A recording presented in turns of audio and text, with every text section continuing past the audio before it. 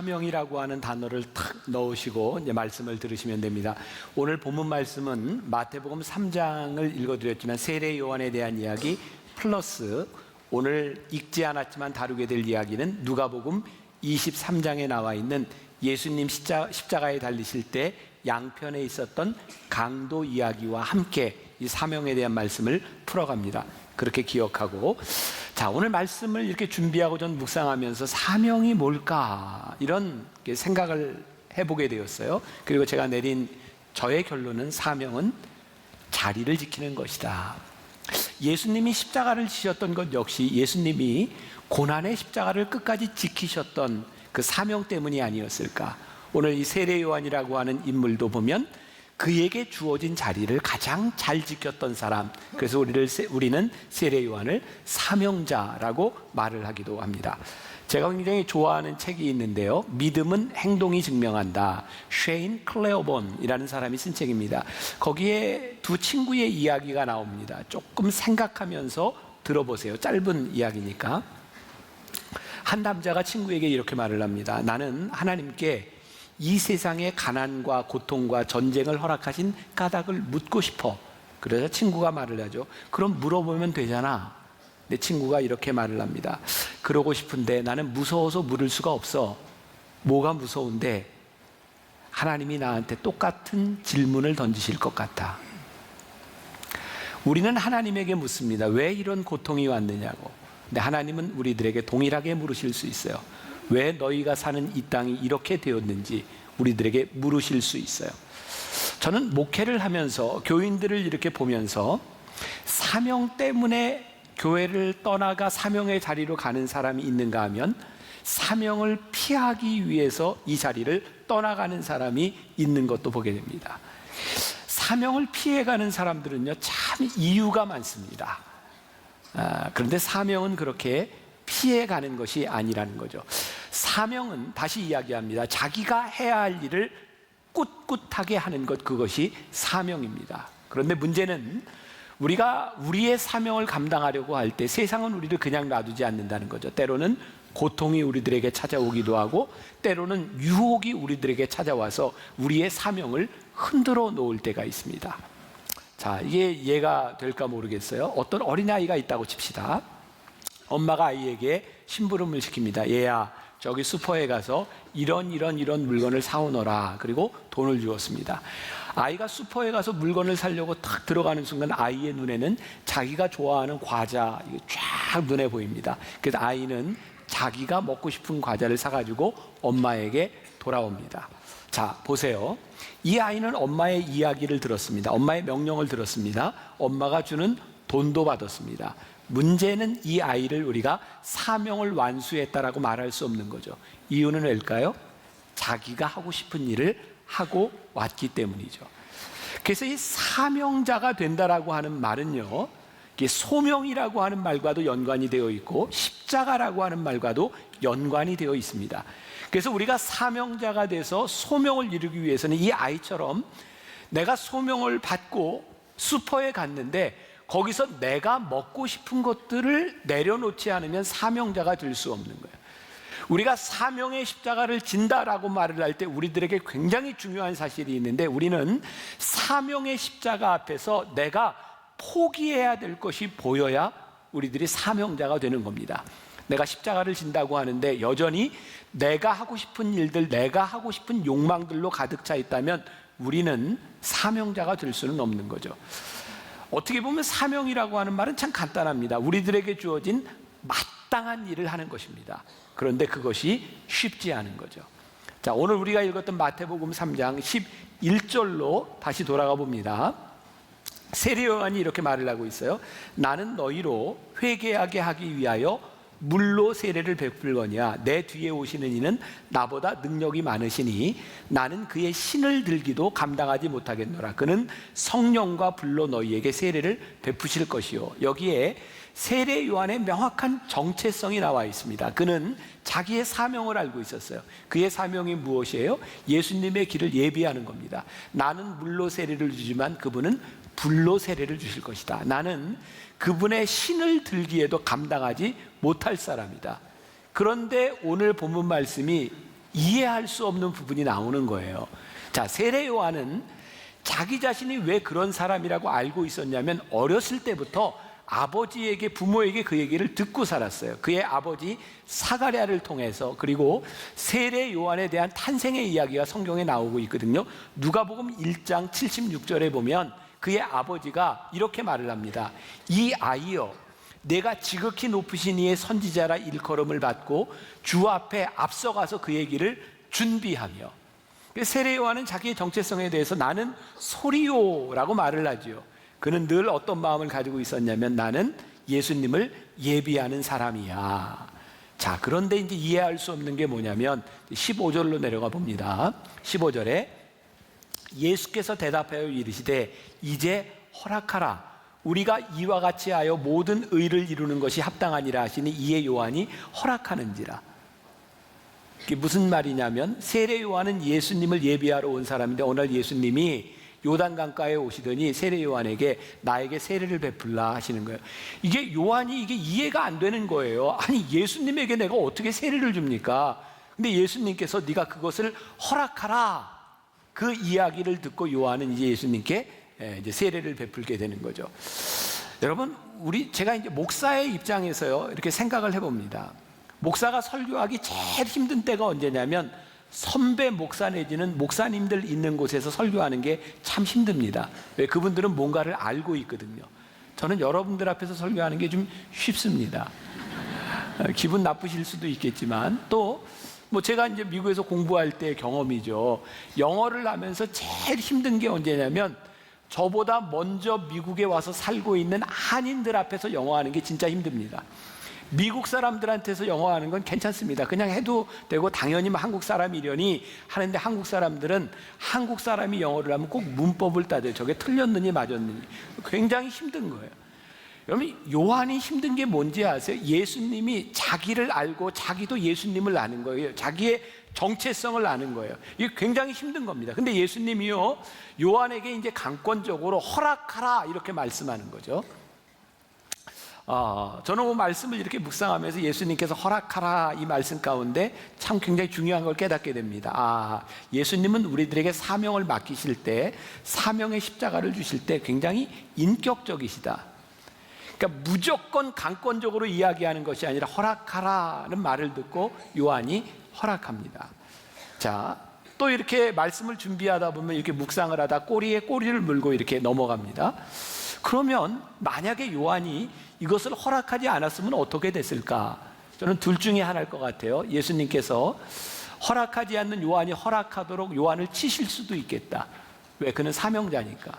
그러니까 여러분, 우리가 하나님 앞에 사명자가 되어 있는데 우리의 생각으로 납득이 안 되는 경우들이 있는 거예요. 이거 내가 어떻게 하지? 이건 아닌데. 근데 하나님께서 인격적이시기 때문에 우리들에게 말씀하시는 거죠. 너 이거 할 수 없겠니? 그러다가 하다 인격적으로 안 되면 어떤 일이 일어나요? 비인격적인 일이 일어납니다. 맞는 거예요. 그러니까 여러분들이 사명자가 돼서 때때로 하나님 앞에 맞을 수 있습니다. 근데 중요한 건 우리들이 사명자인 것을 깨달을 때 하나님께 우리들이 매를 맞잖아요. 감사한 거예요. 왜? 하나님이 나를 포기하지 않으신 거니까. 그런데 하나님이 우리를 쓰시지 않으려고 하면 하나님이 우리를 포기해 버리십니다. 우리들을 때리지 않으세요. 그러니까 우리들이 사명자가 되면 우리들이 인격적으로 하나님 앞에 이렇게 대우하는 게 참 좋은 거죠. 그래서 오늘 여러분들에게 그런 도전을 드리는 거예요. 여러분들은 사명의 십자가를 진다고 했을 때 여러분들에게서 어떤 소리가 나오는가? 돌아가신 저희 아버님이요, 이게 농담을 잘 못하시는 분이에요. 근데 우리 아버님이 유일하게 하는 조크가 하나 있었습니다. 그래서 어떤 자리에서 모임에 가든지 내가 조크할게 하면 늘 그거였어요. 몇 번씩 듣는 거예요. 근데 사람들은 듣고 또 다 예의상 웃습니다. 이제 그 조크가 어떤 조크였냐면 늘 하시던 이야기예요. 어떤 시아버지가 옛날에는 그 개고기를 참 많이 먹었죠. 우리 개고기를 너무너무 좋아하시는 거예요. 그러니까 며느리가 시아버지를 보면서 시아버님 생신이 다가오니까 아버님 요번 생신에는 제가 아버님께 개고기를 해드릴게요. 그랬더니 시아버지가 너무너무 마음이 기쁜 거예요. 기대가 되는 거예요. 근데 이제 생일이 가까우는데 혹시라도 며느리가 잃어버렸을까봐 며느리에게 아가 이제 내 생일이 가까우는데 개고기는 준비가 잘 되냐? 아버지 염려하지 마세요. 근데 그 다음날 또 물어요. 아가 개고기 잘 준비되니? 아 염려하지 마시라니까요. 근데 시아버지가 또 아가 개고기는 어떻게 되니까 며느리가 아버님은 왜 자꾸 개소리만 하세요? 라고 이제 이야기. 저희 아버님이 하셨던 유일한 조크입니다. 그 시아버지는 왜 자꾸 개소리를 했을까요? 마음속에 개고기에 대한 열망이 가득 차 있는 거죠. 여러분 참 흥미롭지 않아요? 우리가 하는 소리는 우리 속에 가지고 있는 열망과 욕망의 소리를 그대로 내는 겁니다. 세례 요한이 나는 소리요 라고 했을 때, 나는 주의 길을 예비하는 소리요 라고 말을 했을 때, 그는 하나님의 길을 예비하는 것으로 꽉 차 있었기 때문에 그는 그 소리를 냈습니다. 오늘 여러분들에게 도전하는 거예요. 우리는 어떤 소리를 냅니까? 우리는 어떤 사명의 자리에 서 있는가 이 말이에요.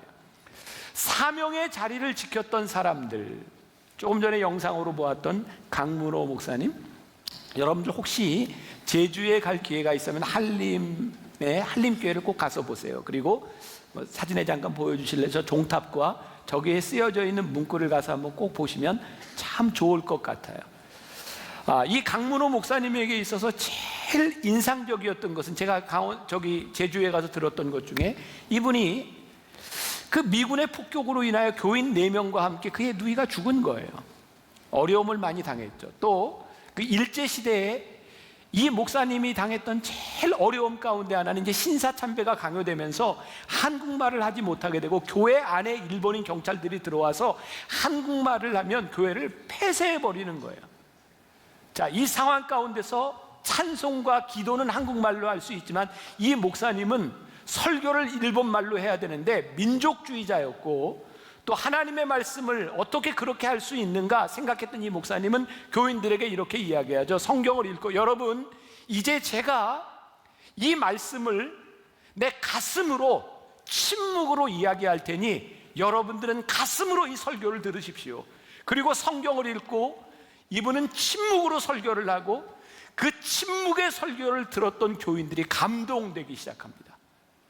저는 여기에서 제일 위대한 일이 무엇인가, 아무리 어렵고 힘들어도 그 자리를 지키기 위해서 침묵으로 설교했던 그 목사님의 모습, 그리고 이 강문호 목사님은 애국지사였기 때문에 우리나라에서 계속 이분에게 훈장을 주려고 했어요. 이분은 계속 거부합니다. 왜냐하면 나는 내가 할 일을 했기 때문에 이 일로 인하여 내가 훈장을 받아야 될 이유가 없다는 거예요. 억지로 1980년대 최규하 대통령에 의해서 1990년에 건국장 애족장으로 추서가 됩니다. 그러나 이분은 끝까지 그것을 받으려고 했던 사람이 아닙니다. 왜? 그것이 그분의 사명이었기 때문에. 지금 6개의 십자가를 우리들이 계속 묵상하면서 전체적인 주제가 되는 말씀은 마태복음 16장 24절의 말씀입니다. 예수님께서 하셨던 말씀, 이에 예수께서 제자들에게 이르시되 누구든지 나를 따라오려거든 자기를 부인하고 자기 십자가를 지고 나를 따를 것이니라. 십자가는 이 말씀이 주제입니다. 본질적으로 우리들이 십자가를 진다고 하는 것과 본질적으로 우리들이 사명자가 된다고 하는 것은 나를 부인하지 않고는 절대로 질 수 없는 거예요. 오늘 이 말씀을 전하는 저나 이 말씀을 듣는 여러분들에게 사명이 들어올 때 우리들이 부인해야 될 것은 무엇인가? 제가 수년 전에 모스크바에서 집회를 하고 나서요, 페테르부르크라고 하는 곳으로, 세인트 피터스버그죠, 제가 옮겨서 또 이제 집회를 하게 되었어요. 저를 안내해 주는 한 청년이 저와 함께 밤에 기차를 타고 밤새 기차를 타고 아침에 이제 피터스버그에 이렇게 페테르부르크에 도착을 합니다. 이 청년은 이제 40이 다 돼가는 노총각이었는데 러시아의 연극과 연출을 공부하러 온 사람이었습니다. 기차에 탔더니 거기에 이제 침대 칸이 있고요, 이렇게 문을 잠그고 이렇게 잠을 자는데 이 친구가 저에게 이런 얘기를 합니다. 목사님, 저는 러시아에서 이 기차를 탈 때마다 저는 이런 로맨틱한 상상을 합니다. 어느 날 표를 끊고 딱 방에 들어갔는데, 침대 기차에 들어갔는데 아리따운 금발의 러시아 미녀가 있는 겁니다. 거기에서 이렇게 할 수 없이 같이 지내며 이야기를 하다가 사랑을 하게 되고 결혼하게 되는 그런 로맨스 말입니다. 근데 아직까지는 한 번도 그런 일이 없었습니다. 그리고 또 이야기를 합니다. 목사님, 저는 또 이런 상상을 합니다. 그 당시 러시아가 경제가 좀 어려웠죠. 이렇게 슈퍼에 가서 물건을 사는데 또 금발의 아리따운 여인이 물건을 사가지고 딱 계산을 하려고 하는데 돈이 모자라는 겁니다. 그러면 저는 뒤에 있다가 이렇게 하는 거죠. 그거 제가 내겠습니다. 그리고 돈을 내주다가 이제 연애를 하게 되는 그런 상상 말입니다. 그런데 목사님, 그런 일이 저에게 있었습니다. 어느 날 슈퍼에 갔는데 물건을 사가지고 계산을 하려고 하는데 돈이 없어서 소세지를 하나 이렇게 내놓아야 되는 상황이었는데 문제는 아리따운 여인이 아니라 할머니였다는 거죠. 근데 그때 그 뒤에서 하나님께서 이 청년에게 강력하게 이렇게 음성을 주시더라는 거예요. 네가 가서 계산을 해주어라. 그래서 계산을 했답니다. 이상하게 쳐다보는 거죠. 그 할머니도 또 그 점원도 이상하게 쳐다보더니 그 할머니가 이 청년에게 이렇게 말을 하더라는 거예요. 왜 나에게 이런 호의를 베푸는 겁니까? 그때 이 청년이 가슴 속에서 뜨겁게 이렇게 말을 했답니다. 목 류빗 바스. 제가 이 발음을 하기 위해서 어젯밤에 전화로 다시 확인하고 목 류빗 바스. 하나님이 당신을 사랑하십니다. 근데 정말 놀랍게 그때 그의 마음속에 하나님이 주시는 뜨거운 마음들이 있더라는 거예요. 그리고 이런 이야기를 했어요. 우리의 사명이라고 하는 것은 허황된 것이 아닙니다. 허황된 꿈이 아니라 지금 우리의 현실 앞에서 하나님께서 우리들에게 주시는 음성, 하나님께서 우리들에게 주시는 일에 우리들이 어떻게 반응하느냐에 대한 문제입니다. 저 어렸을 때 초등학교에 소사라고 하는 직책이 있었어요. 이거 일본 사람들이 만든 직책입니다. 소사.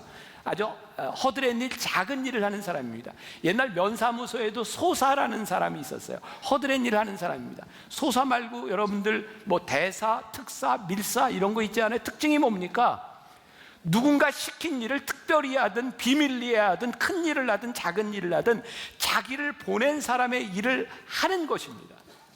오늘 우리들에게 중요한 사명이라고 하는 것은 뭐냐면 어떤 크기에 대한 문제가 아니라 지금 우리를 부르시고 우리를 보내신 하나님 앞에서 우리들이 무엇을 하는가. 자, 세례 요한으로 돌아옵니다. 그는 하나님이 자기를 부르신 이유가 예수님 앞에서 그가 흥하여야 되겠고 나는 쇠하여야 되리라 라고 하는 그런 마음을 가지고 그는 사명을 감당하고 있었던 거예요. 사순절을 지나가고 있어요. 사순절에 십자가를 묵상합니다. 예수님에게 이 십자가가 참 어려웠을 것 같아요. 어려웠던 이유 가운데 하나는 예수님이 십자가를 지지 않을 수 있는 능력이 있었기 때문에 더 어려웠을 겁니다. 할 수 없이 지는 게 아니라 지지 않아도 되는데 사명 때문에 지는 것이기 때문에 더 어려울 수 있는 거예요. 자꾸 또 옛날 얘기를, 저 어렸을 때 제일 유행했던 것 중에 하나가 암행어사 박문수였습니다. 요즘 젊은 사람들은 모를지도 몰라요. 그 암행어사 박문수 그 드라마를 보면서요 참 이해할 수 없는 거였어요. 암행어사는 뭐를 가지고 있어요? 여기에 마패를 가지고 있습니다. 그 왕이 준 겁니다.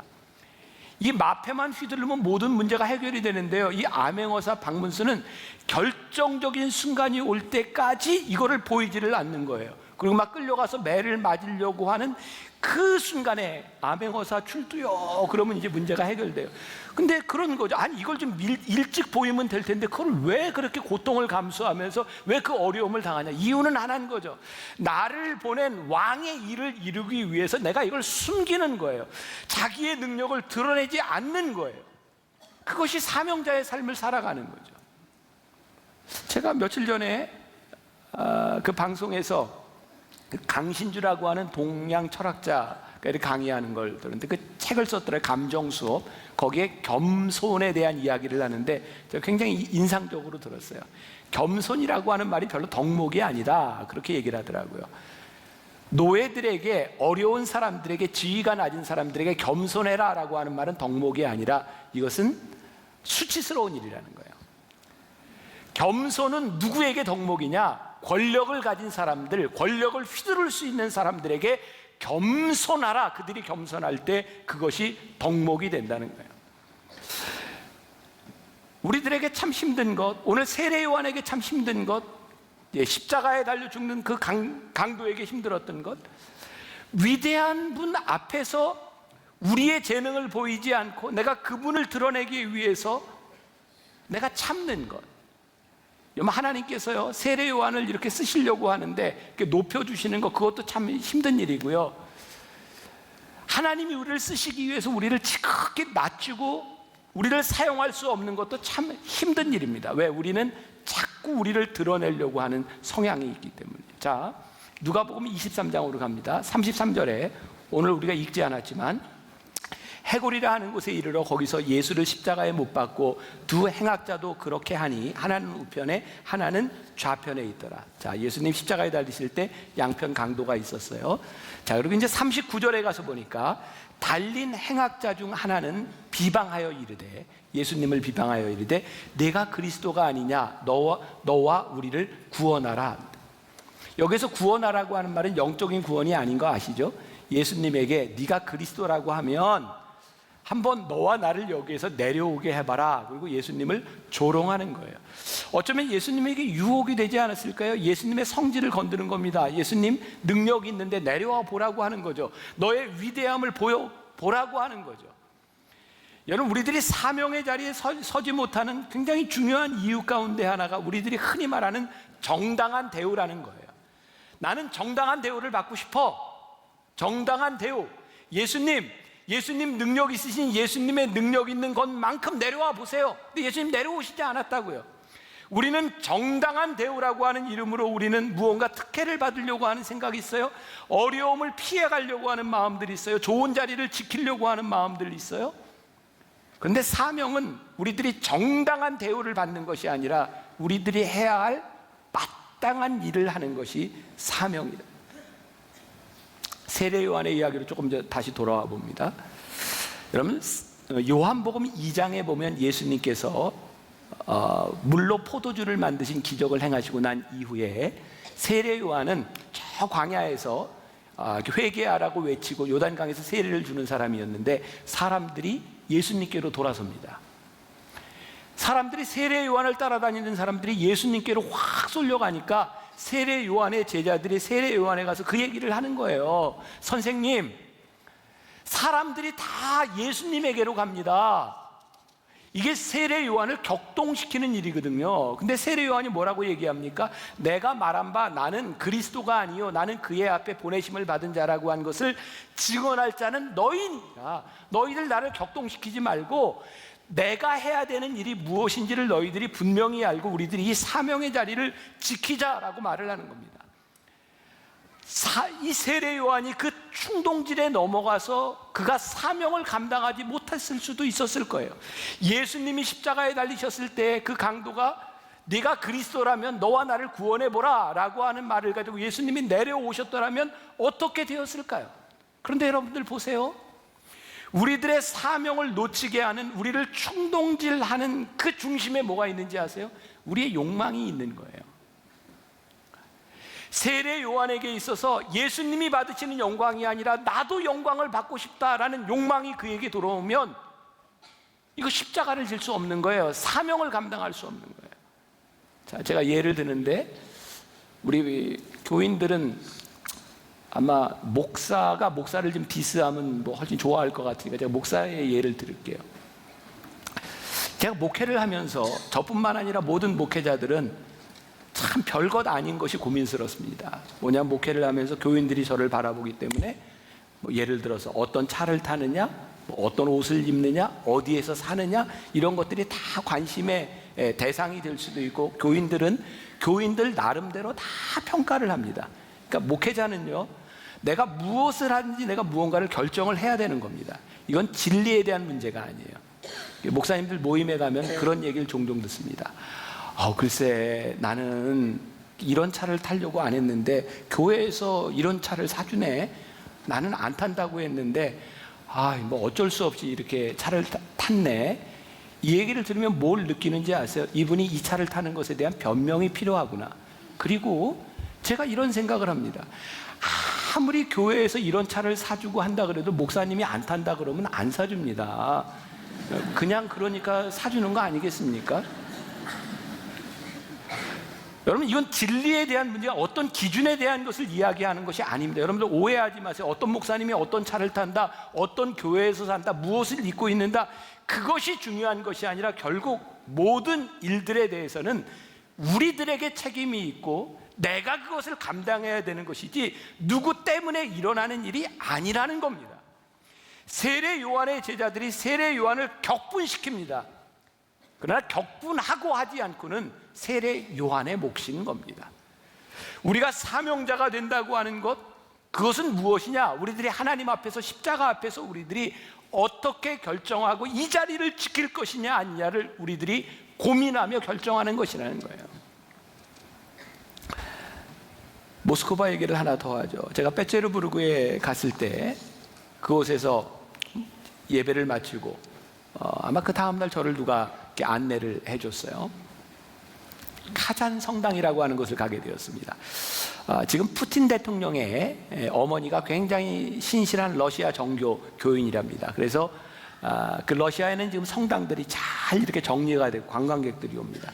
카잔 성당이라고 하는 곳을 갔는데요. 그 카잔 성당이 세워진 이유는 카잔이라고 하는 도시에 그 성당에 불이 났는데 다 탔는데 그 성당 안에 있었던 예수님을 안고 있는 성모 마리아의 성화가 하나도 그을리지 않고 안 탄 겁니다.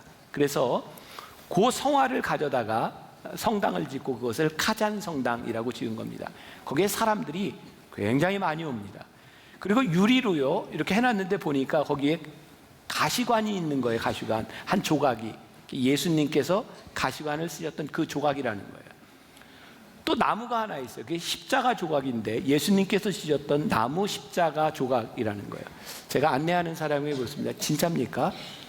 그분이 대답하기를 아마 저런 거 다 모으면 여러 개 될걸요. 여러 개 만들 수 있을 겁니다. 진짜는 아닌 거죠.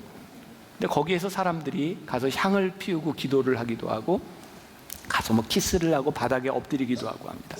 그 사람들이 무엇을 비는 줄 아세요?